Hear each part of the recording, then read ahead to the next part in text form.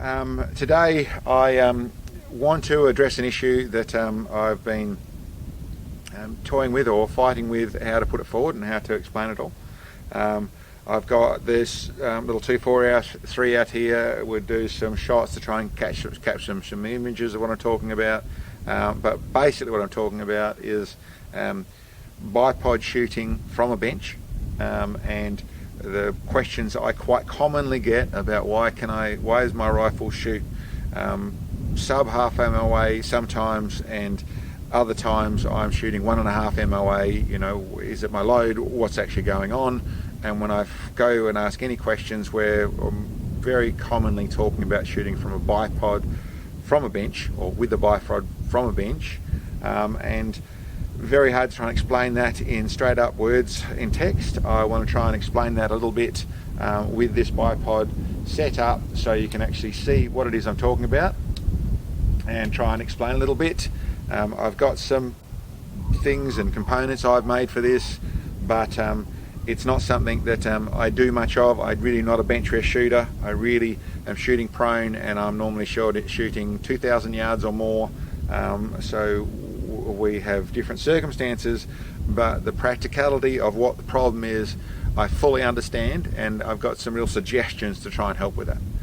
It also recently, what prompted me to take this next step is I noticed there was a small conversation, there's a little bit of, with a couple of channels talking about the difference between prone shooting and bench rest shooting in a way of muzzle velocity.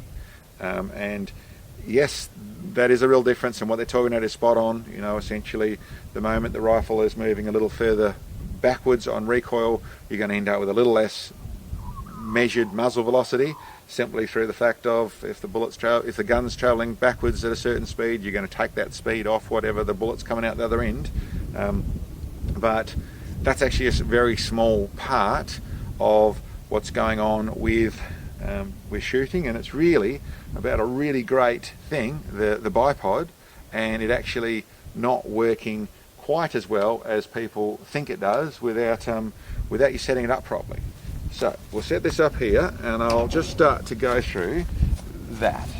The likes of bipod shooting is something that's developed over the years, and it is something that makes for a very convenient style of shooting, where you can actually go to where most people do get to shoot at a range. They're shooting from benches, whether you sit behind the bench or on the side of the bench or wherever it is you sit their benches, and it makes it nice and easy. You've got a bipod, you can sit it down and you can shoot with a bipod in a bag, whether you have an adjustable base or whether you have just set bag, or if you're shooting from the shoulder, they are then shooting with a bipod. It seems nice and simple. The truth of it is that a bipod doesn't function properly. It isn't a precision instrument until you use it correctly, and I should qualify that as well. If you're shooting 100 yards or up to 300 yards, probably up to 600 yards, and shooting at full-size targets, and all you're looking at doing is getting hits on those targets, then a bipod works fine. If you're looking at precision shooting, so we're talking certainly sub 3 MOA, but trying to get down to sub MOA, so you're talking in half and quarter-inch groups at 100 yards, and you're talking less than 10-inch groups at 1,000 yards, so you're after precision shooting. Then a bipod can't just be sat on and shot with. Essentially, the way a bipod needs to be able to preload. They work very well like that. And in comparison to something like bag shooting, where you're actually shooting off a bag with the different forms of disciplines that shoot off bags, you'll find that there's a place that also goes wrong for a lot of people. And what I'm talking about there is that essentially, if your rifle is not set up to function properly on a bag situation, even though you see it all the time, you see people testing the ammo, the accuracy of a rifle, where they're taking a hunting rifle, and then to see how accurate the rifle really is, they put it in an adjustable where you've got your proper bed at the front, you put your rifle in there, you've run it in a bag front and rear, and then that's going to really tell you how accurate the rifle is. The truth of it is, unless the rifle is designed to do that, it is also going to do the wrong thing, and you'll see the people who talk about a rifle being, it shoots 1.5 MOA. But because the honest call is, yes, in that format, that's all it's going to shoot. But almost always, if you take that action out, if you did the right things to it, to adjust it to suit properly what it's set on, you'll find it'll shoot better. There's very few rifles that shoot actually that poorly. So without getting too much more complicated in that, I want to talk about how to use a bipod properly. When you take a bipod and sit it on like this, this is a truck body, it's a steel floor, it's actually got a little bit of grip in it, so it's probably a little better in some forms than some of the benches you'll sit on. Concrete benches, masonite benches, wood benches and things like that, where there's really no grip for a bipod. And you can see very clearly that when I try and preload this rifle forward, you'll see there is movement. I actually get a little tiny bit of preload on that rifle, which is enough for the average person. They feel themselves loading up on the rifle and they get that load. Okay, that's enough. It feels like enough. It's not enough. It's not by any means enough. And it's not so much about the amount of pressure you can put here, it's about the amount of stability those feet have got. Now I want to watch carefully as I move this thing backwards and forwards. You'll see I'm just moving this just gently backwards and forwards, and you can see it's actually rolling and moving. These got little lumps, so it's jumping. But what we're actually talking about in the harmonics of a rifle, in the setting up of a rifle, in the way of shooting of a rifle, is we want to have completely constant pressure on our shoulder across the rifle, so that essentially we always get the same amount of recoil when it shoots. So we want to have a set pressure going on there. Next thing we want to have is, ideally, when to make a bipod shoot correctly, we do not want the feet to move during the shot. So it's fine for the legs to move during the shot, and even, unlike this, is just clamped on and we get a bit of movement on the base of the foot there, or it clamps on there. It's fine for all that stuff to move because we have control of it. The moment the foot moves, we might think it's moving straight, smoothly backwards as it goes.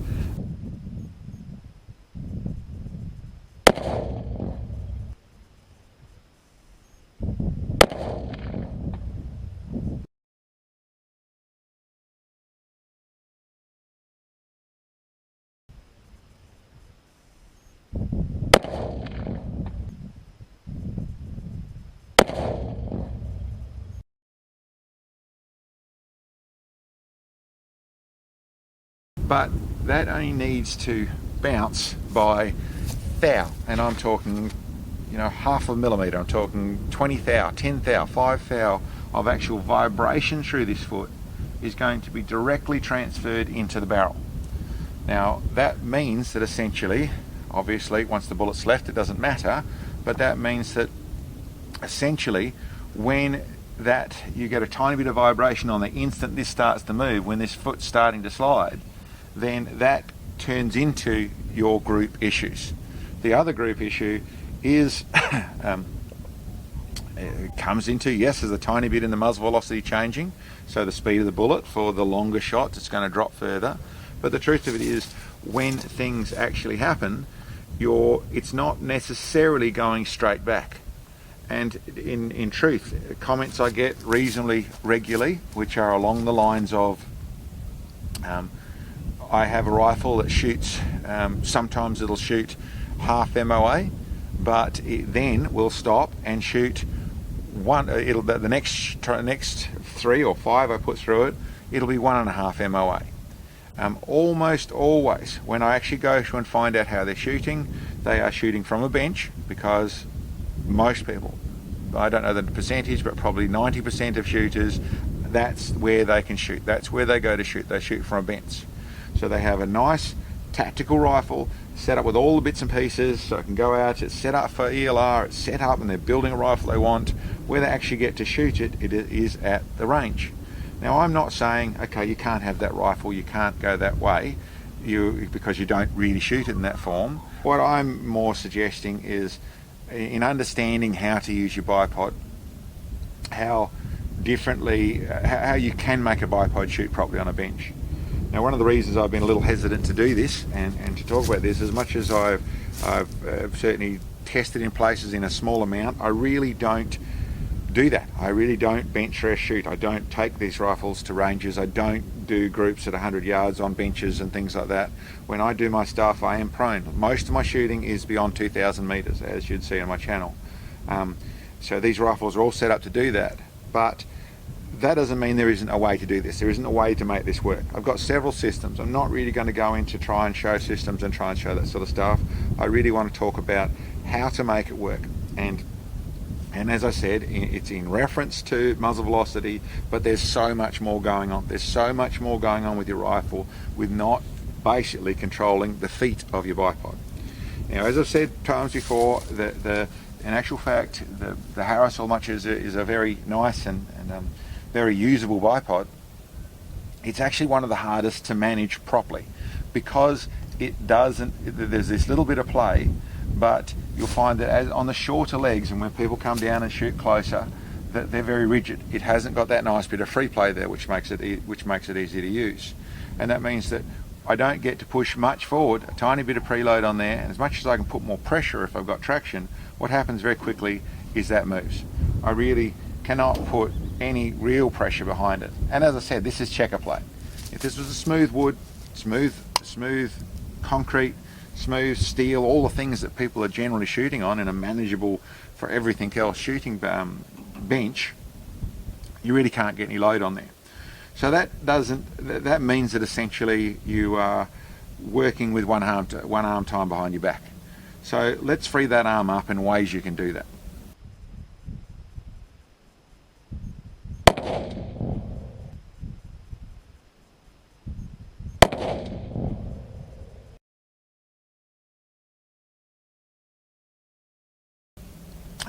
There simply needs to be some form of ability to make those feet sit still.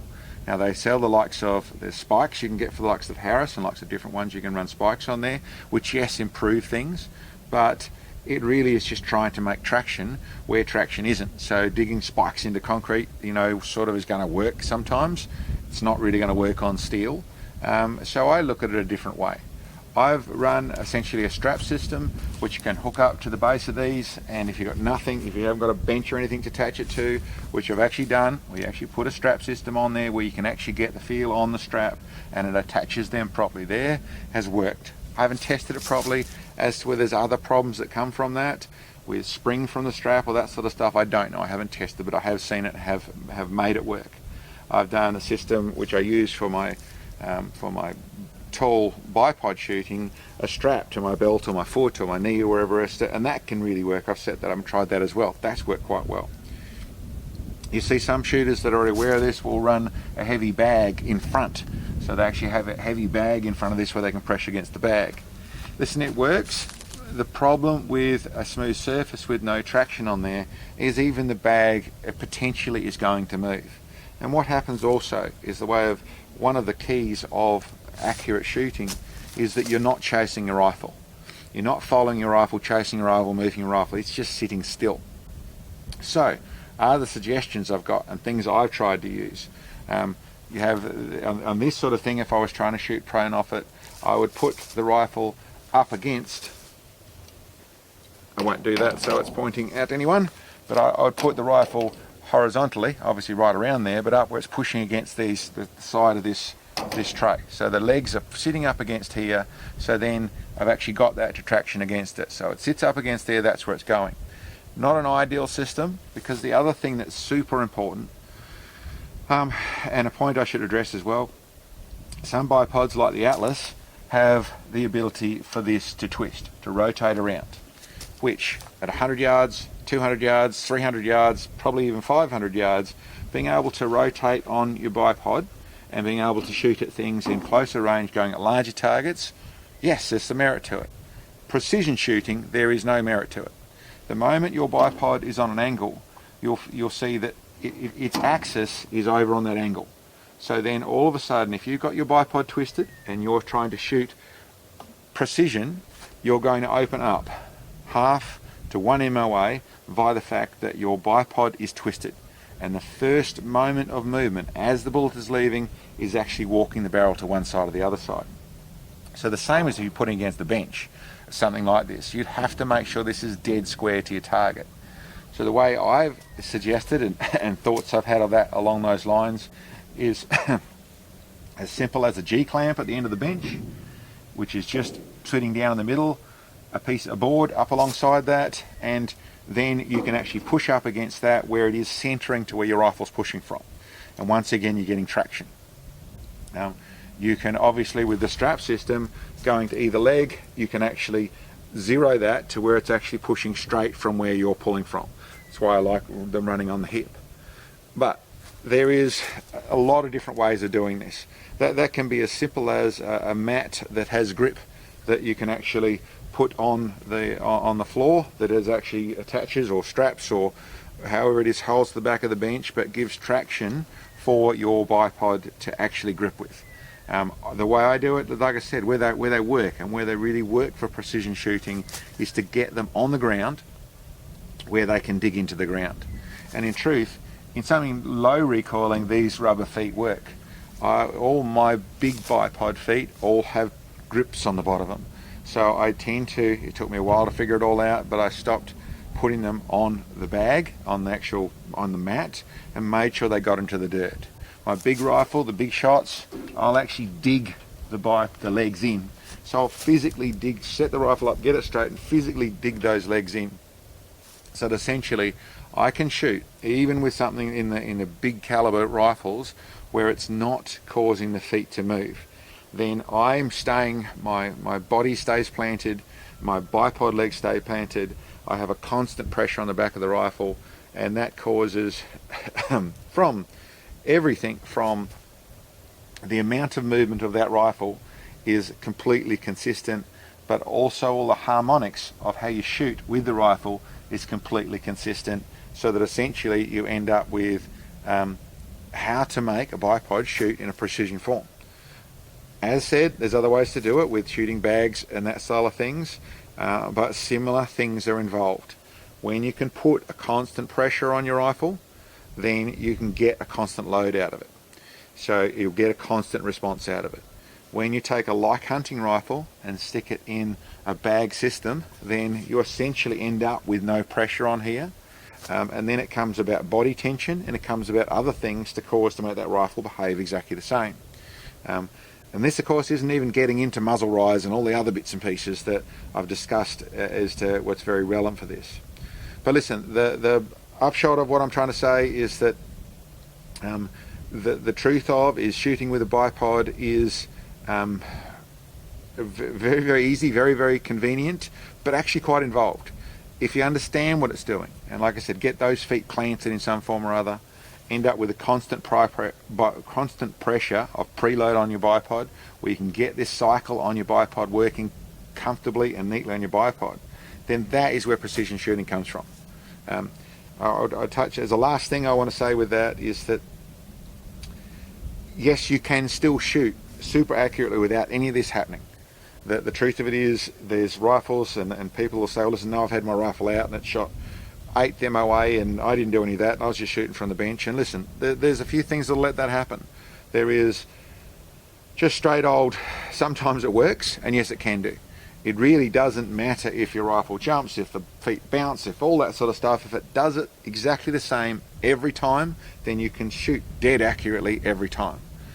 What actually in most cases happens is you'll get the occasional good group, and a lot of the time you're struggling in between.